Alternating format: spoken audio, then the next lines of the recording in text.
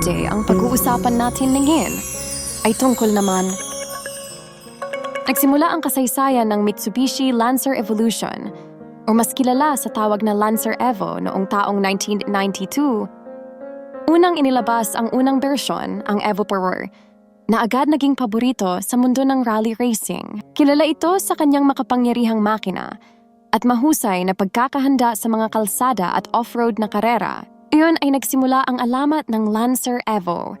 Ang pangalawang bersyon, Evo Seker, ay lumabas noong 1994 na may mga pag-aayos sa aerodynamics at mas malakas pang makina. Ang Evo 30 naman ay nakita ang paglitaw noong 1995 na may bagong disenyo na mas agresibo at mas mahusay na pagganap sa pamamagitan ng pagpapabuti sa turbocharger. Ang bawat modelo ng Lancer Evo ay nagtutulak ng hangganan ng pagganap. Ang Evo Airfares na inilabas noong 1996 ay nagdala ng revolusyonaryong active yaw control, isang sistema na nagpapabuti ng paghawak sa kalsada.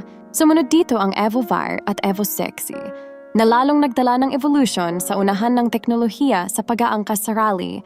Noong taong 2001, hinasa pa ng Mitsubishi ang kanilang teknolohiya sa pamamagitan ng paglabas ng Evo 7 na may active center differential na nagbibigay ng mas magandang balanse sa traksyon at paghawak. Ang Evo 8 naman, inilabas noong 2003, ay nagbigay ng unang beses na pagpili para sa merkado sa Hilagang Amerika, kung saan ito agad na tinanggap ng mga mahilig sa kotse. Patuloy ang inobasyon hanggang sa Evo 9 noong 2005 na nagdala ng MIVEC system para sa mas magandang pagganap ng makina. Ngunit ang pinakahuling modelo, Evo X, inilabas noong 2007, ay nagpakita ng malaking pagbabago sa disenyo at teknolohiya. Ang malaking pagbabago ay nagdala ng twin-clutch SS steer at pinahusay na super all-wheel control na nagset ng bagong pamantayan para sa sports sedans.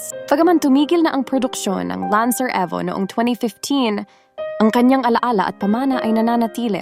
Ang bawat modelo ay nagbigay ng makasaysayang kontribusyon sa mundo ng mga sport car at rally racing. Ang kanyang disenyo, pagganap at teknolohiya ay patuloy na humahanga at nagbibigay inspirasyon sa mga mahilig sa kotse hanggang sa kasalukuyan. Sa kabuuan, ang Lancer Evo ay hindi lamang isang kotse, kundi isang simbolo ng inobasyon at dedikasyon sa motorsport. Ang kanyang kasaysayan ay refleksyon ng patuloy na pagsisikap ng Mitsubishi upang itulak ang limitasyon ng teknolohiya at pagganap. Huwag kalimutan nag-like at subscribe. Thanks!